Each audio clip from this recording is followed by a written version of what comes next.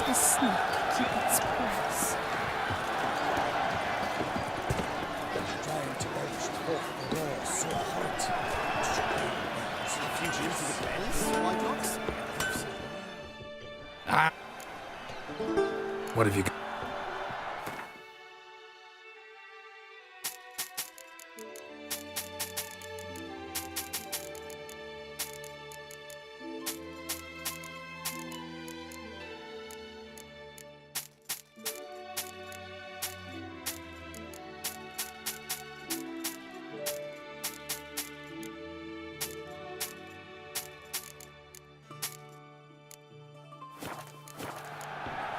So long.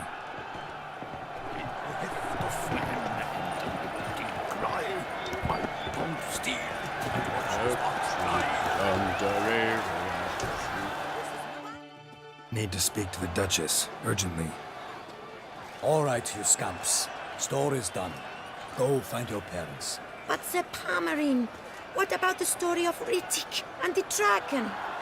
Our tales for another time. But take a good look at the man who stands before you now. This is Geralt of Rivia, the master witcher who lent his valiant hand to the defeat of the giant Goliath. Master Witcher, is it true virtue always trumps villainy?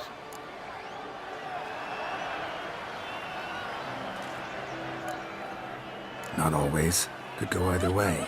Sometimes virtue wins, sometimes villainy gets the upper hand. Still worth being good. But why? If it doesn't mean you'll win. Palmerin's story. Think back. A decent man attracts other good folk, makes friends he can count on. A rogue? Well, he can only count on other rogues. And who would you rather have for a friend? A man of virtue? I must agree. Now, that will do for questions. Go find your parents. Her Enlightened Highness has doubtless arrived at the tourney grounds to watch the battle in the arena. If we hurry, we'll be in time to speak with her before the spectacle begins. Lead the way.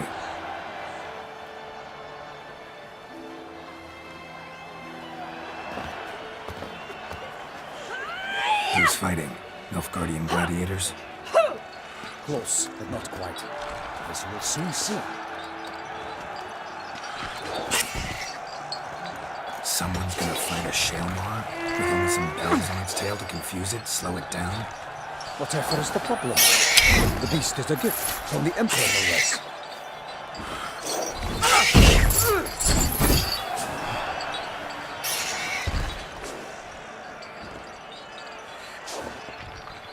This is dangerous.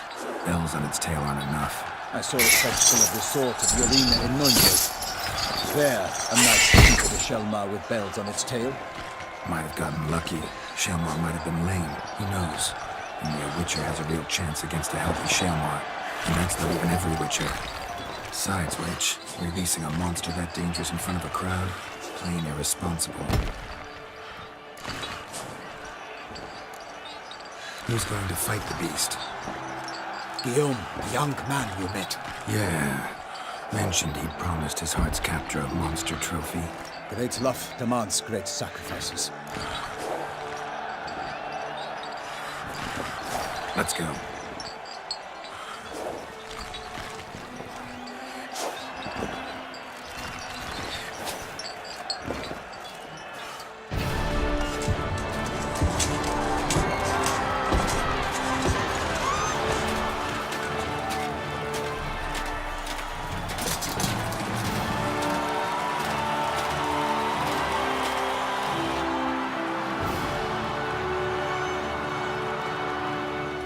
I dedicate my imminent victory to fair Lady Vivian.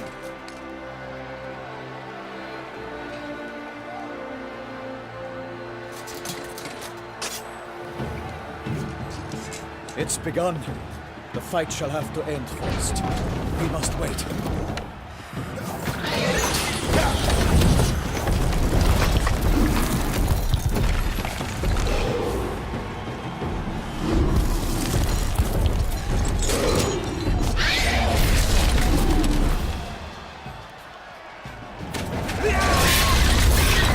Got a bad feeling about this.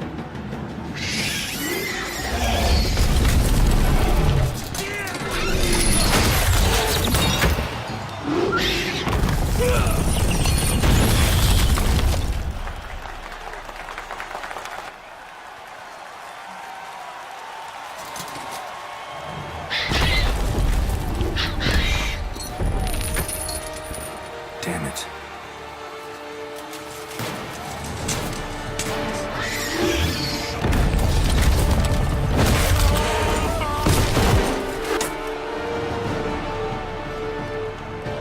We have to help him.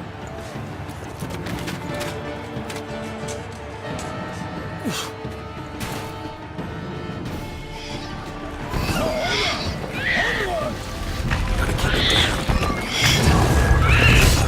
Alas, the lightning! The beast heaved its powder, let loose the roar, and knocked him to earth! Fight to the beast! Hands confound!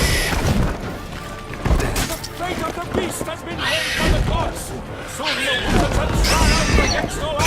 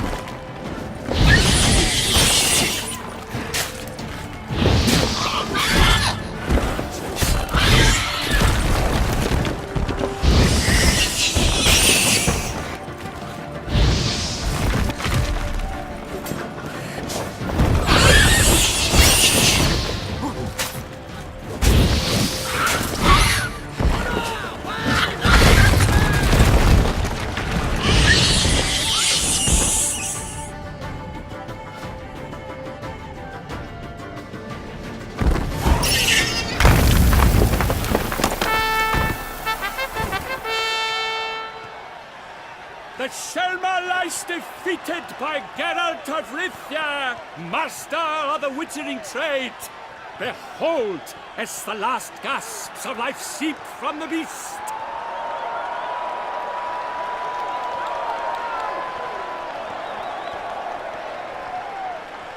Master Geralt, do what you must. Finish the deed!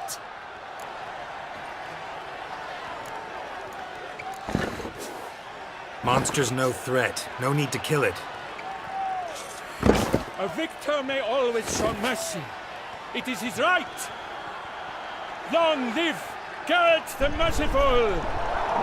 Pikeman, see to the beast.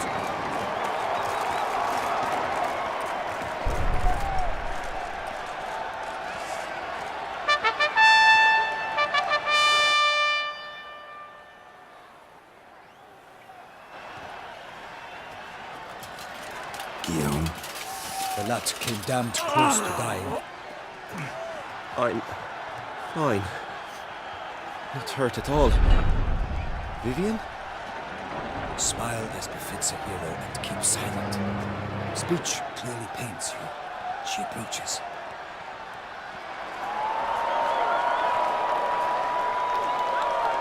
Geralt. We must talk. Vivian. You shall talk later, in the medic's tent. Geralt, magnificent, breathtaking. Your Grace. We knew that to summon you was a brilliant idea. We are delighted, ravished to have struck upon it. And I'm truly, honored. See to our young hero. Hop, hop. For we must make off with Geralt. We should talk. We had been long awaiting your arrival. Had nearly lost hope. Then suddenly, that entrance, so spectacular. Your Grace. Shaelmars are dangerous creatures, even to knights in full-plate armor. Nonsense. In Toussaint, knights have battled beasts for mere glory since time immemorial. True. Guillaume suffered a few bumps, scars, and bruises, but in return gained eternal glory as he who slew the monster. What about the crowd? Say the Shaelmar had vaulted into the stands. Would have been a massacre. Geralt, though we value your fortuitous intervention in the arena, we would remind you your services have been retained, and as shall soon become clear, you will be generously compensated for completing another task altogether. Your Grace, my contract. I'd like to discuss it. Naturally, but not here. We shall need Damien. He led the investigation pending your arrival. But whatever could he be? Come, we must find him.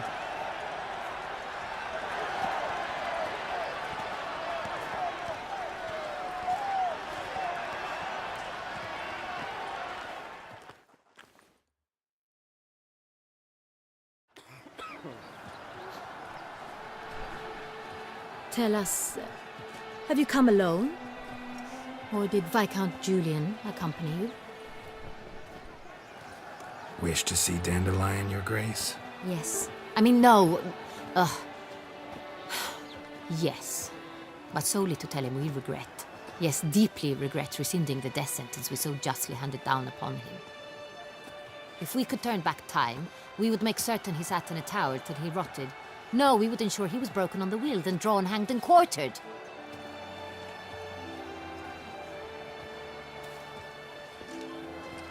Ah, the very man we would entrust with these tasks. Damien de la Tour, captain of my personal guard. Your Grace. Witcher. Greetings. Sorry to have to tell you, but the guardsman handling the last victim's body... I know already. The creature in the cellar of Corvo Bianco. Was it the beast? No. A Bruxa, a kind of vampire. Not the beast, but tied to it in some way. You know this how? Through careful analysis of the evidence, both on the riverbank and at Corvo Bianco. Do you mean to insinuate the investigation thus far has been sloppy? Geralt insinuates nothing of the sort. We must listen to him attentively. I examined the body of the beast's last victim. Might have found something. Need to analyze it. A quiet place, that's what I could use most right now. And maybe the help of an alchemist or a mage.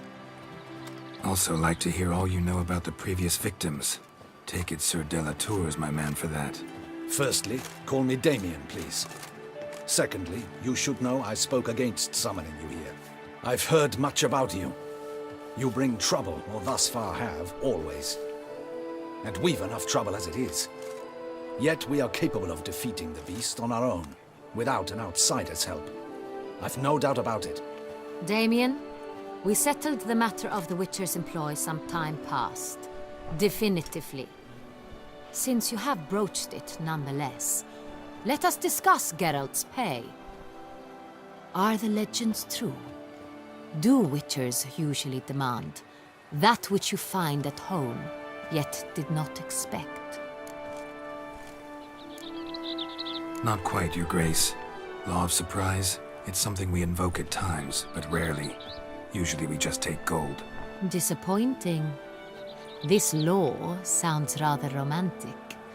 On the other hand, on returning to the palace, we would likely find impatient petitioners or a set of sample fabrics for a new dress. Poor rewards, both. I fear you'd not have much use for any of the surprises we are likely to come upon. Thus, we've decided you shall receive the deed to a vineyard, Corvo Bianco, and a sum of coin. You will doubtless consider this adequate. Title to the vineyard shall be given to you at once. Surely you'll need lodgings while you hunt.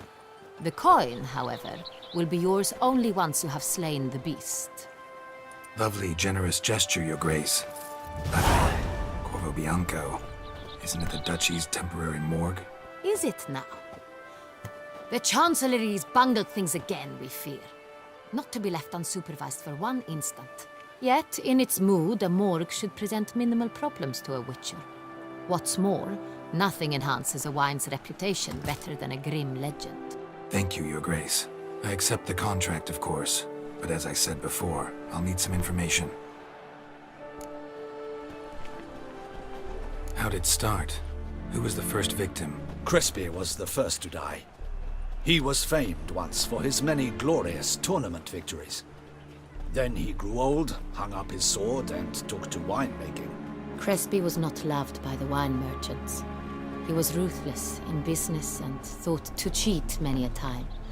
He asked us for a dispensation from all court ceremonies. We did not grant it. We could not. Once you've taken the oath of a knight, you remain a knight till death. How'd he die? Where'd they find the body? Quite unusual, the circumstance. He was at a feast when suddenly one of his fellow feastgoers noticed he was missing. The town watch found him an hour later. On his hands and knees, propped against the town pillory, his sword hanging from his neck. He had died of wounds inflicted with claws, not a weapon.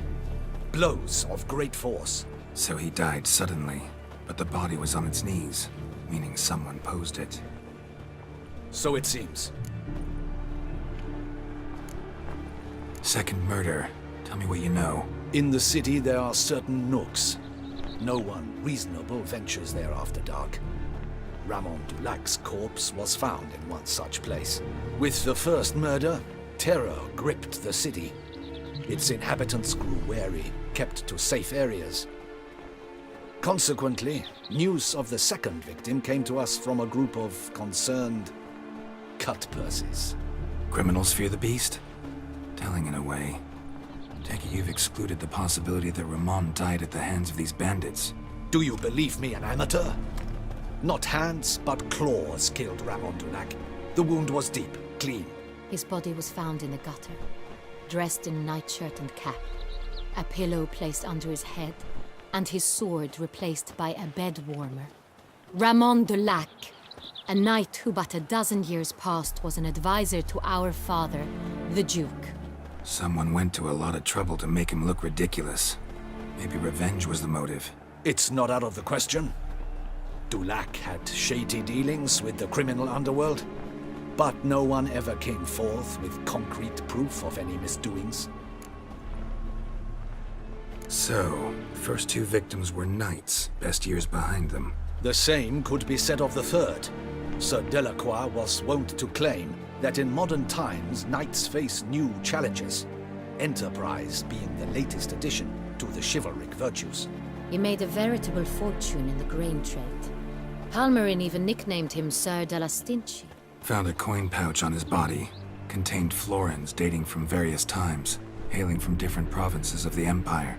Delacroix loved coin, true, but had no patience for numismatics.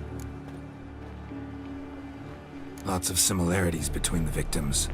All the bodies were found in strange places under extraordinary circumstances. Seems the murderer, whoever or whatever it is, has some meaning to convey. These were honorable men. We are horrified by the disdain, the disrespect with which they were treated. These were knights of Toussaint. Blast it. Might be the point.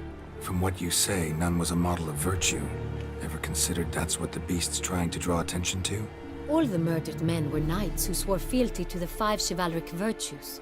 And even if the Knights of Toussaint swear fealty to what virtues exactly? honor, wisdom, generosity, valor, and compassion. 5 virtues.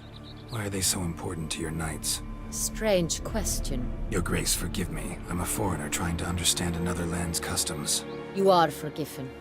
According to legend, the virtues we cultivate were bestowed upon us by the Lady of the Lake. How we truly came to espouse them, none remember. In Toussaint, we believe men of low birth should be simple-hearted and obedient. We expect much more, however, of our knights. They are to be soldiers and courtiers, lords and servants. Thus, the need for clear moral guidelines. At the time of his dubbing, a knight vows to demonstrate throughout his life honor, wisdom, generosity, valor, and compassion. Beast seems to be pointing up moral decay, denouncing it. Victims were all humiliated. Might have been murdered to emphasize their lack of specific chivalric virtues. Honor compromised by the pillory. Wisdom by ridicule. Generosity by a coin pouch shoved down a throat. It seems to fit, true, though not perfectly. Can't discount the theory if it's on the lips of everyone in town. Say our reasoning's right. Next murder will be just as showy and denounce the victim's lack of the 4th virtue, valor. We can also assume that victim will be an elder knight. Let's think. At the moment, all the knights are either at the tourney grounds or in the palace gardens. Our annual hare hunt shall begin there shortly. Have you heard of the custom? Milton mentioned something. Seemed excited to prance around in a bunny costume. Not sure why. Hang on. Strange circumstances. A knight advanced in years. The famed cowardice of rabbits. Could it be that simple? Is Milton de Peyrac-Peyren the next victim? Milton also knew Delacroix. Told me so down by the river. Damien! To miss something so obvious. De Peyrac-Peyren, Crespi, Delacroix, and Delac formed a knightly team. It was years ago, but They were a team? they were close friends, tightly knit, and as such earned the trust of our father, the Duke. We often witnessed him turn to them with delicate matters. Later, their paths diverged. Unlikely to be a coincidence. Beast must know it too. It's a lead, I'm sure. Your Grace, we need to find Milton, immediately. Rather problematic. You see, the garden entertainments are due to start, and he's disguised as the hare, hiding somewhere, waiting for some tipsy courtiers to find him. The hare's hiding place is a carefully guarded secret. We must call off the game, at once. First and foremost, we must remain calm. Damien, order the garden searched immediately, but discreetly. By no means can we disrupt the festivities. Panic will only incite the beast to strike sooner. And you, Witcher, follow me. My gardens, my night, I shall take the fall. A murder is out of the question. I will not allow it. Not near my palace. Horses? Ready our horses!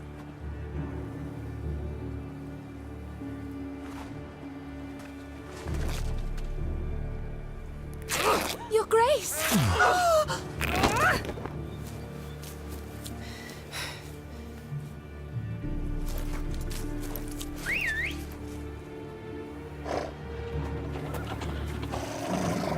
the hell? Why, I should... Your Highness, Mind it doesn't get wrinkled. Onward!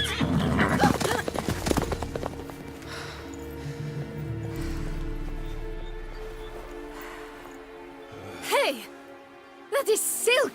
Be careful! Give it to me!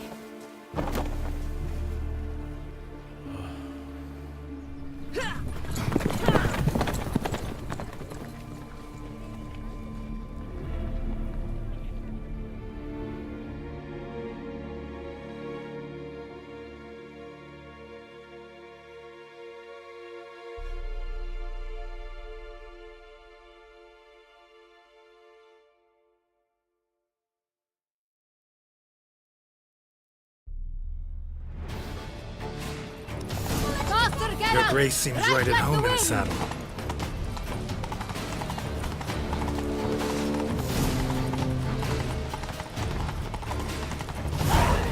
watch it. Clear the path! Clear the way, I said! Is this part of the game?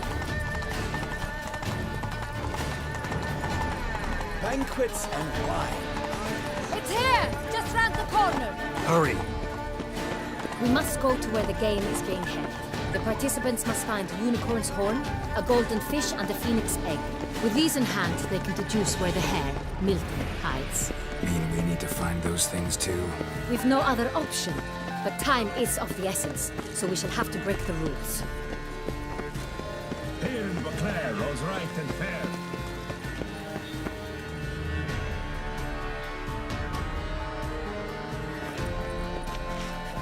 On second thought, through here.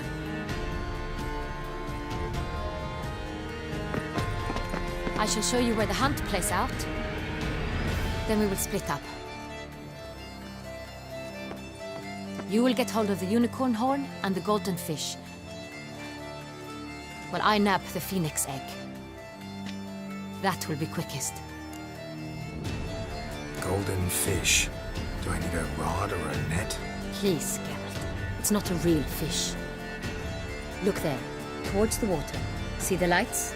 The hunters are trying to hook the fish from boats. You must simply dive in and find it. The unicorn. How do I catch it? It's terribly skittish, true, but I'm sure you will find a way to earn its trust. It runs around over there, look.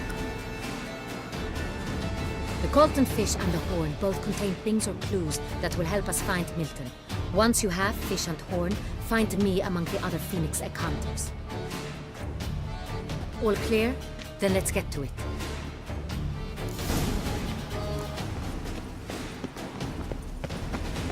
What happened to your head?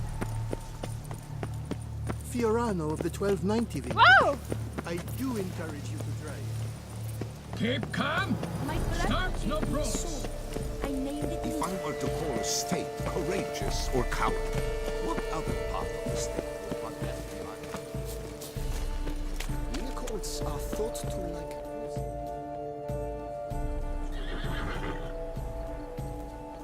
Perhaps an apple will work.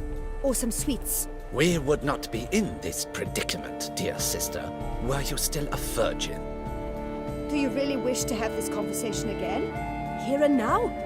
Hush, or you'll spook the beast. We shall try the sweets. Hey folks, gonna have to ruin your fun. Sorry. Who's that?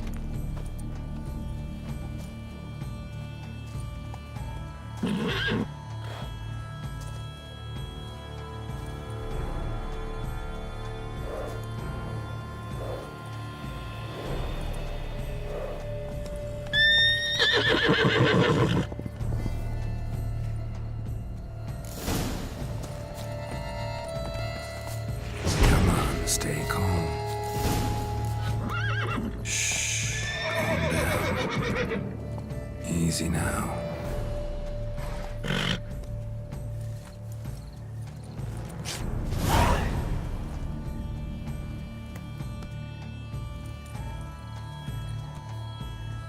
Well, that's hardly fair.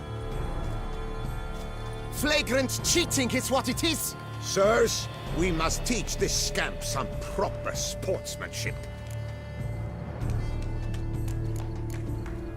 Hands off, a man's life is at stake. A bold-faced lie.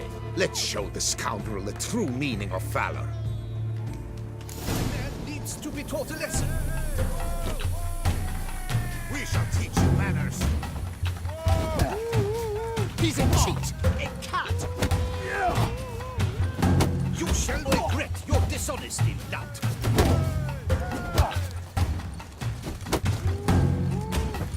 Defend yourself, rogue.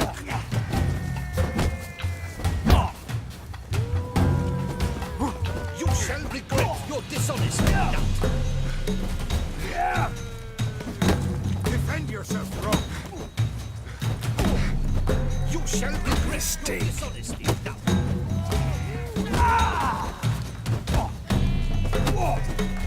Defend yourself.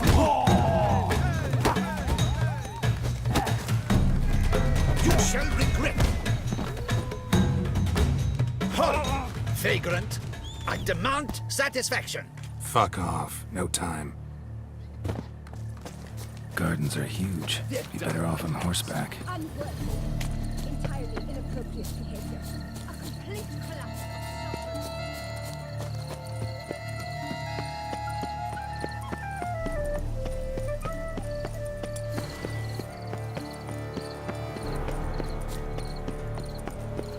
Golden fish should be easy to spot once I'm under. It was to be golden. Do you think I don't know? Not the blazes! Did someone just dive in the water? Perhaps that's the way to do it. Sure, if you're a peasant.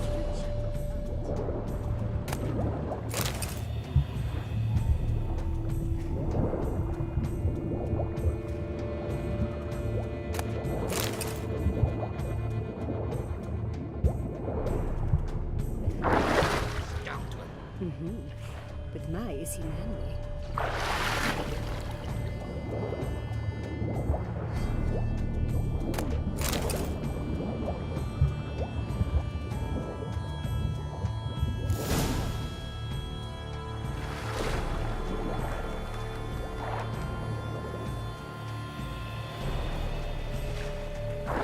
Hey, wait. Stop. It's important.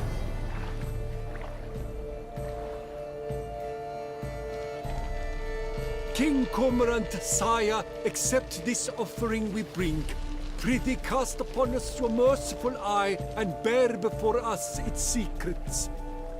As the moon is heavenly coursed of trace, in my domain I await that moment of grace, when a soul of good or ill repute brings me a gift, fitting tribute.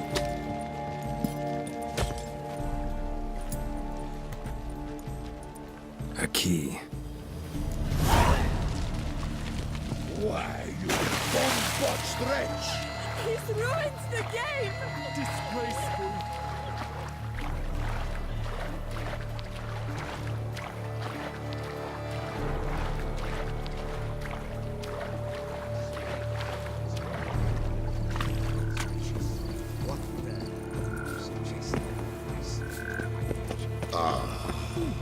The light, it's positively useless. She can't possibly see.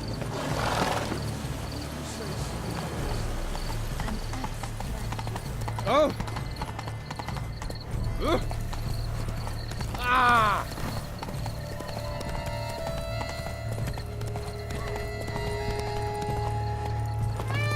But your grace, No buts. I wish only... My wife here.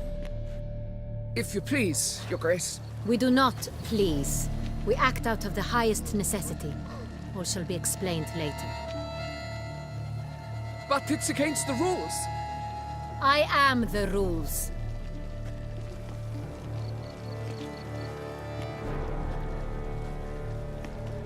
Geralt! At last. Got a key and a clue. And I've another. Show me yours. Who wrote this drivel? I begin like a groan, hollowed out with ease, then end like a mouse with a head of hard cheese.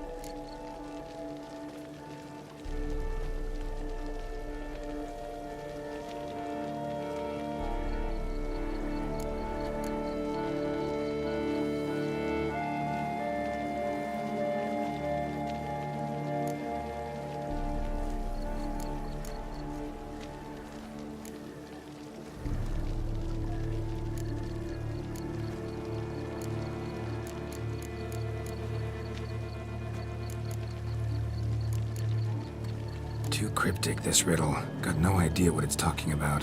Then be silent and let me think. Look, if we take Rome, hollow it out and fill it with ease. The letters, that is. We get green. Then mouse, but starting with what heads heart cheese. Why, it's greenhouse. Pretty clever. And it sounds right to me. There are several greenhouses in the gardens, but only one with a door that locks, and the key to it looks just like the one we found. Greenhouse it is then. Let's go.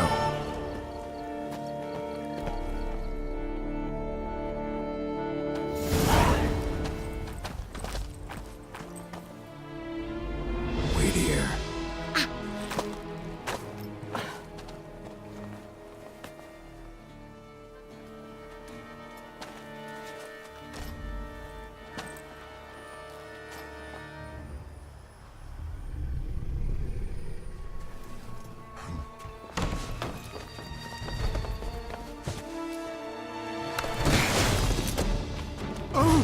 What the butch?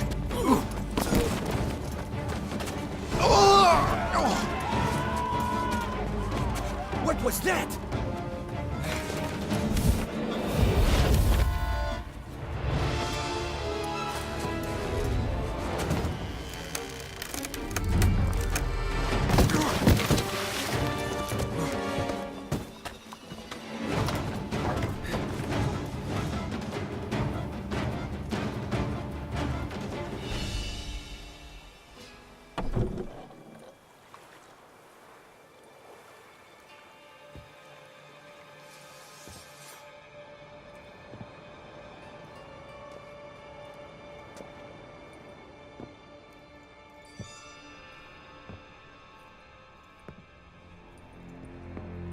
I'm here.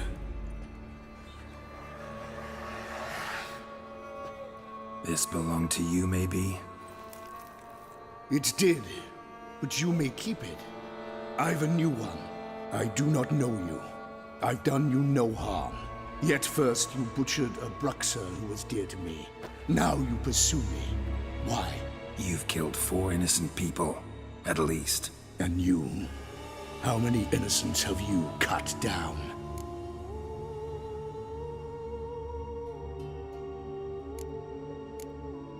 I don't kill innocents. Murderers, though, you bet. I'll soon be done. I've but one left. And you, should you not stand down. And once you're done, intend to leave? Go kill somewhere else? No. I intend to live. Happily ever after.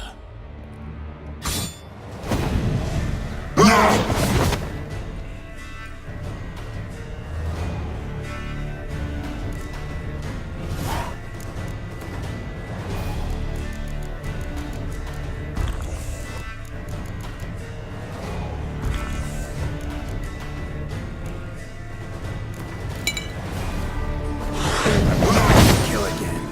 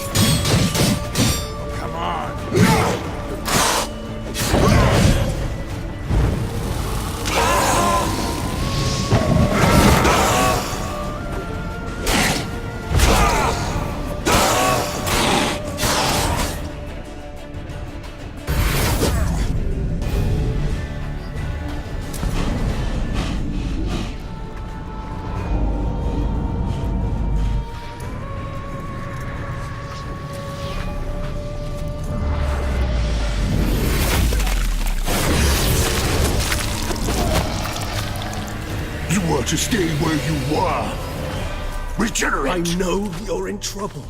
I can help. I'll help myself! No, he's my friend.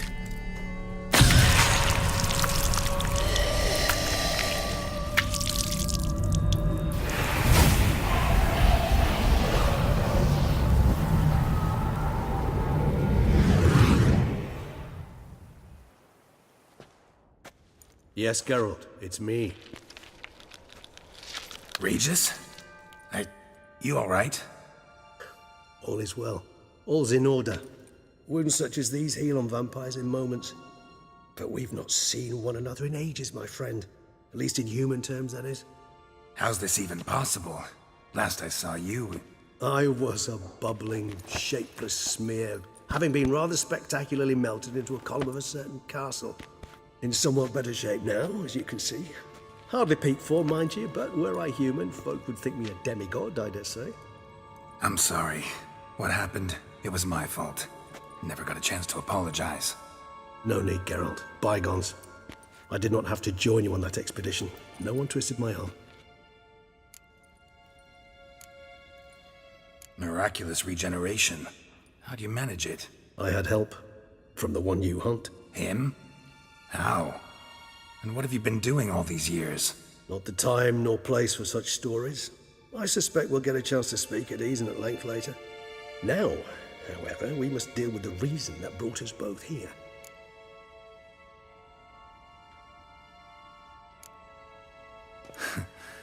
Local serial killer seems to obey you. Maybe you could talk him out of it, convince him to stop murdering. Why do you think I've come? It shall not be easy, as Dettlaff can be rather stubborn. Though you must certainly recall that neither do I surrender readily. So that's his name. He's your friend? You might call it that. Though Dettlaff is... how would you humans put it? More bestial than I am. But not to worry. I'm working on him. Haven't exactly done a great job with that. He's killed one knight since I got here. At least 3 others before I arrived. For good reason, I'm sure. Understand, Dettlaff is not some decadent shit who kills for sport, or to assuage a dryness of throat or a dullness of mood.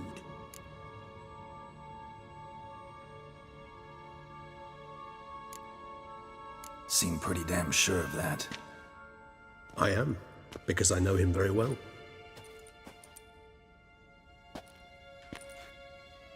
Despite appearances to the contrary, you two are quite alike.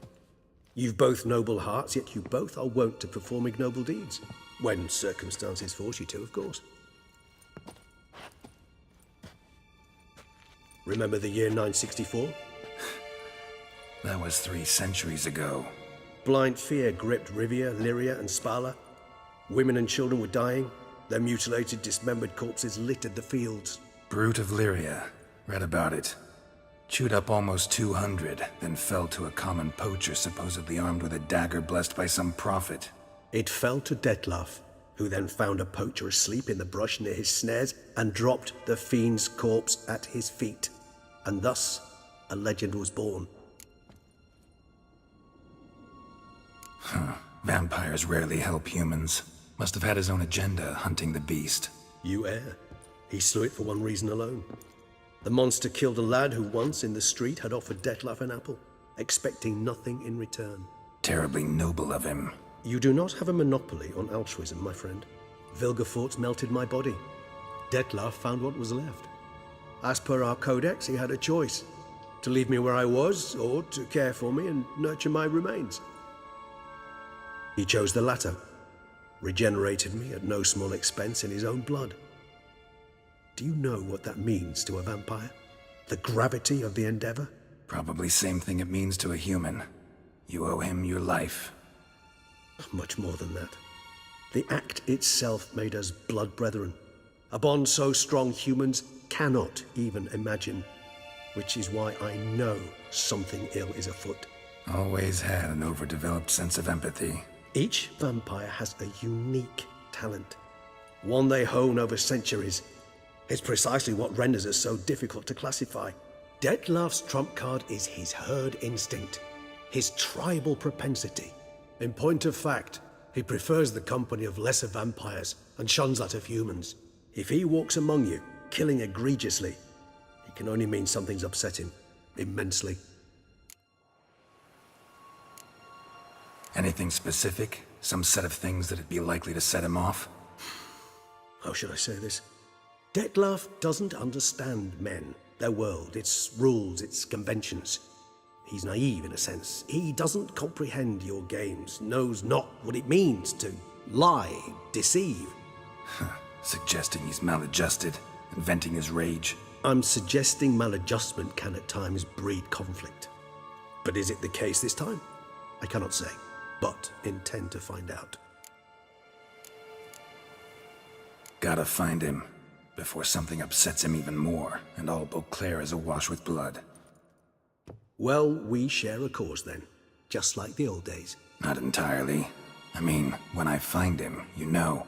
I know you've a contract on his head. Yet your true task is to stop the beast killing, not necessarily to kill the beast, am I right? All in all, sure. Let us find him. By the time we do, I hope I'll have convinced you Dettlaff is no monster. Fine, all right already. But for now, evidence is stacking up against him. Hear that? The posse. Knights must have tracked me here. I prefer they not find me here. I've makeshift quarters at Mère Lachaise Long Cemetery. We'll meet there. See you.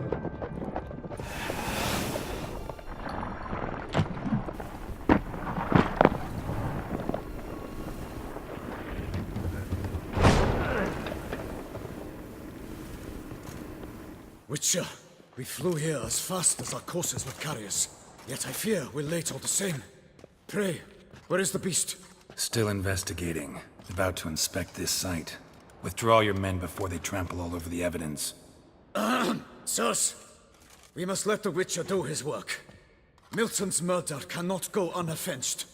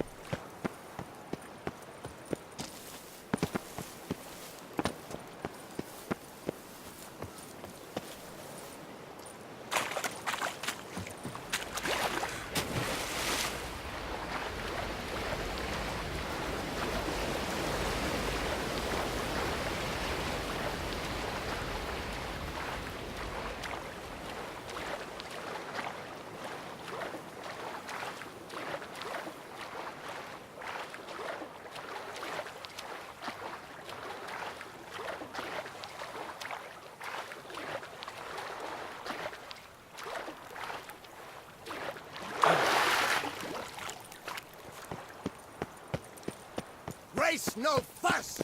Water no wine!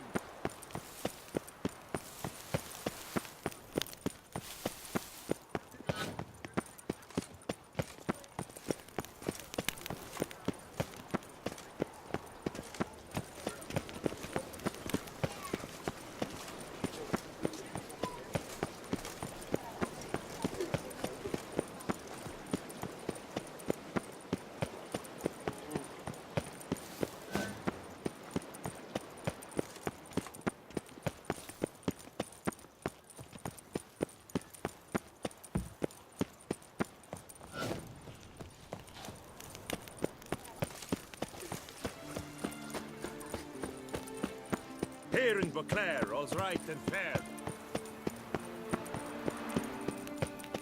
Begone from my sight!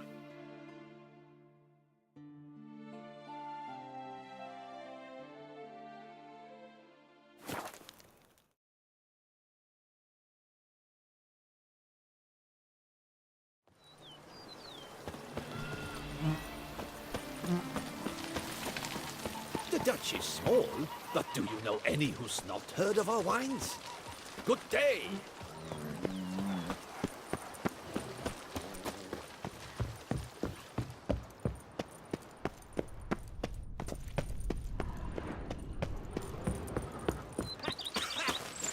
You've spread some nastiness to me!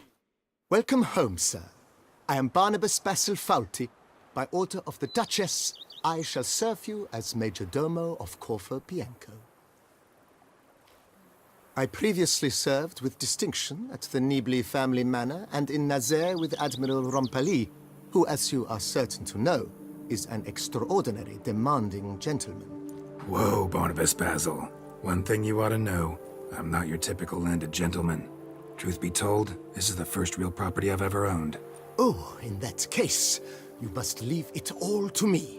I shall organize, see to everything, and whip the house into order.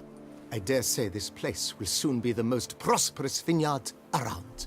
Great. Can already see I'm in good hands. Vineyard comes across as a place with a rich history. Know who owned it before me? Baron Rossel, who went bankrupt, forcing him to sell the estate to the Duchess. The Baron, in turn, had purchased it from Monsieur Bolius of the Headsman, a truly colorful man of Ketweni origin.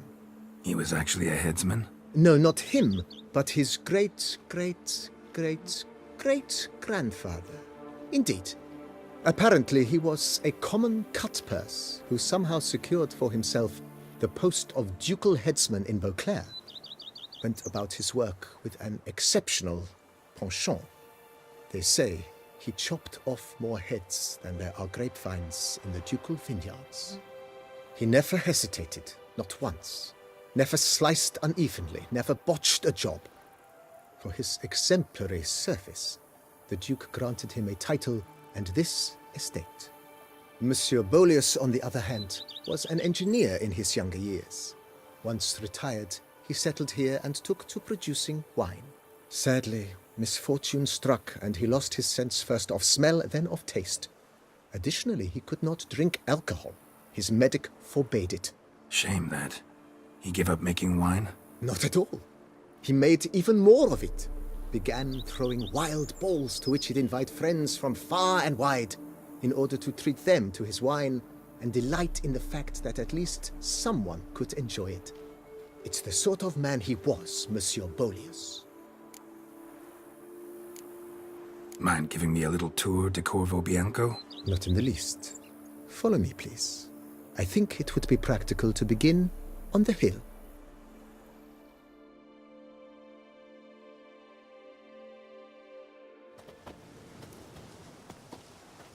Behold, sir, your estate in all its splendor. Pretty vast. Indeed. And now, sir, allow me to show you a handful of interesting details. Follow me, please.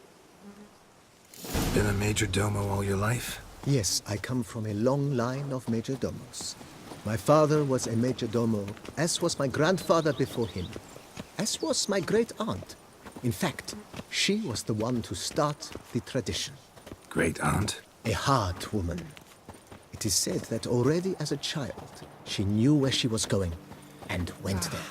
When she arrived in Beauclair, she signed on as a chambermaid at one of the vineyards, then slowly worked her way up to major domo. She dragged the rest of the family up the same path.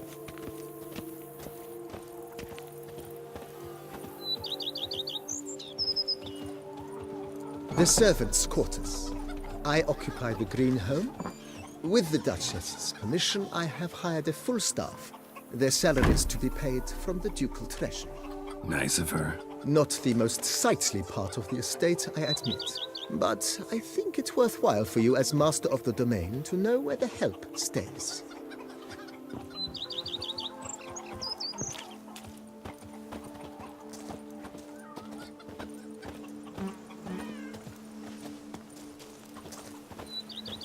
Baron Rossel ordered the vines in this part of the estate uprooted and olive groves planted in their place. They look beautiful, especially come spring. Don't look at all bad now, either. Our Duchess is a lovely lassie, you scamp, you. Down below lies your vineyard, where we grow a strain of Carfanere, one of the world's oldest. Aged in oak barrels, it provides for an exquisite wine with distinct blackberry, wild cherry, plum, and cinnamon notes. Marvelous. Have to try it one of these days.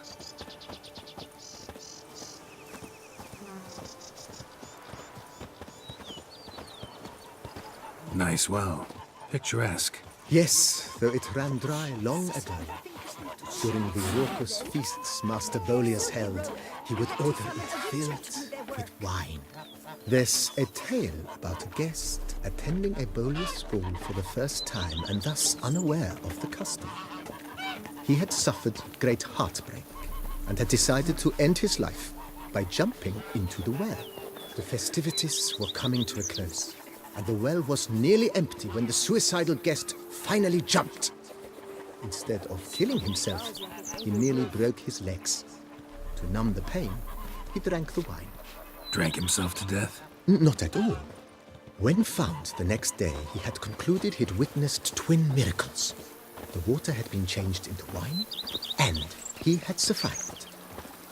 He retired to a monastery in the Dragon Mountains and began preaching the wisdoms of Lebioda.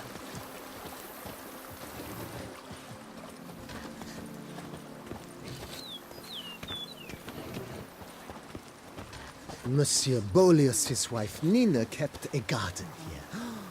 A supremely lovely place it was. Bit neglected now. I agree. Yet nothing stands in the way of restoring it to its former glory, and once again planting it with herbs and other vegetation.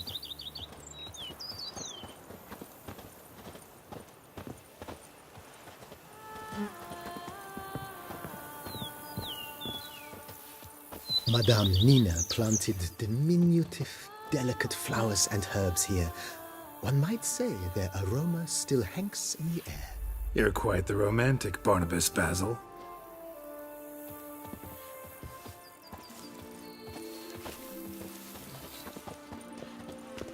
Now I shall sing you a song.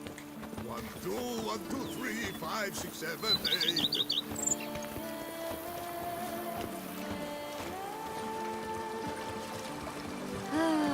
I was young.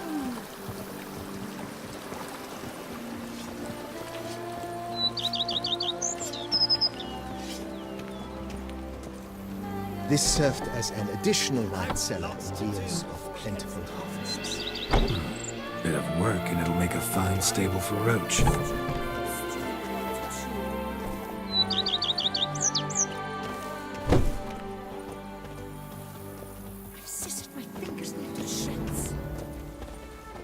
The cellars, voila. During Monsieur Bolis's time, wine was kept here, but Baron Rossel used it to store olive oil as well. I took the liberty of cleaning up the mess, which I made while fighting the Bruxa. Thanks, Barnabas Basil. Appreciate it.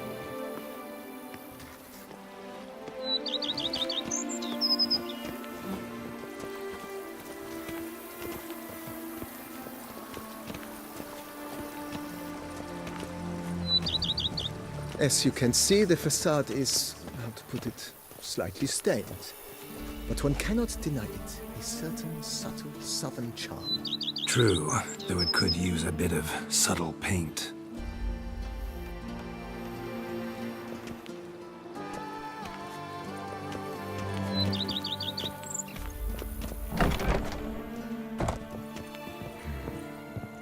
And welcome inside.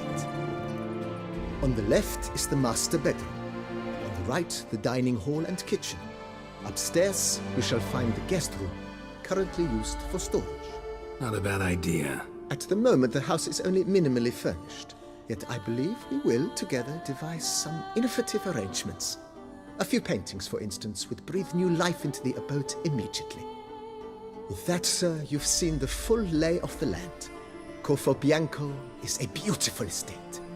One must admit, time has taken its toll.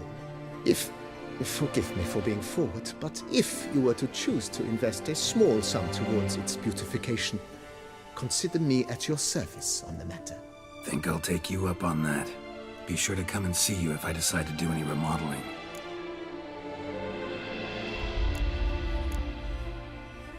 Mentioned the place could stand to be spruced up. Oh, most decidedly, sir. The question is where you would like to begin this rejuvenation.